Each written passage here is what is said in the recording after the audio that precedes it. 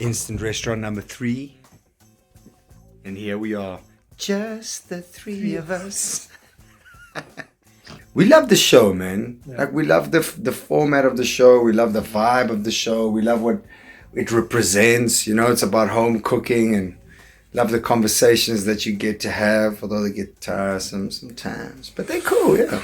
Yeah, what I'm loving about this season specifically is as the night goes on at every instant table, at every instant restaurant, and as Martin and Eddie have more wine, Jesus. it just gets more and more hysterical. It gets better. Like I Yeah. just can't wait for what comes next. You know? Oh, beautiful.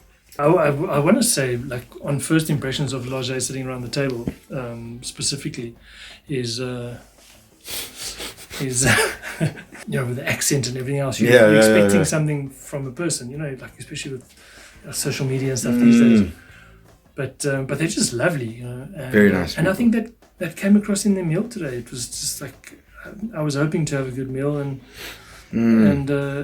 we got a great meal, you know. And they're just good people, and just lovely to be around their table. Yeah, agreed. Yeah, tonight ate usu, which it's not my first time, probably my third time, but not something that I particularly like. And I was scared. Yeah, I was shitting myself, I'm not gonna lie. Jay got off the table. I had to He went leave. to the loo. No, I was and as he scared. came back, he said to me, "Bud, the stuff's black."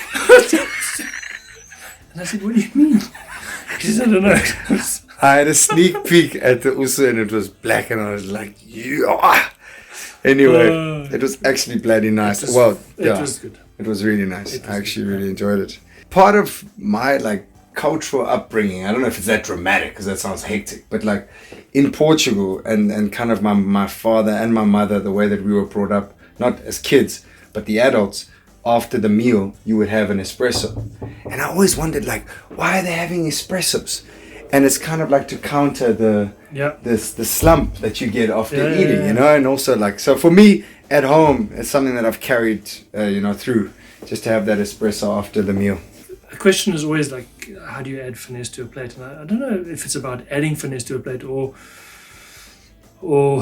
plating with finesse in the sense that if you are going to put a nice quenelle on the plate, put a nice quenelle on the plate, because it will add to the finish of the dish. And you know, when that finesse is there of the perfect quenelle or the nice perfect round, or what, you know, whatever. I guess that's where the finesse comes in. Yeah, it's I think it's in the elements, and I think you add.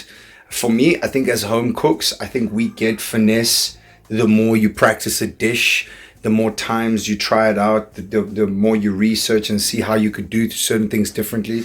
For some reason, like I said at the table, you know, if you make it through this instant restaurant phase, your cooking is going to go to a whole new level. And it's always nice to witness.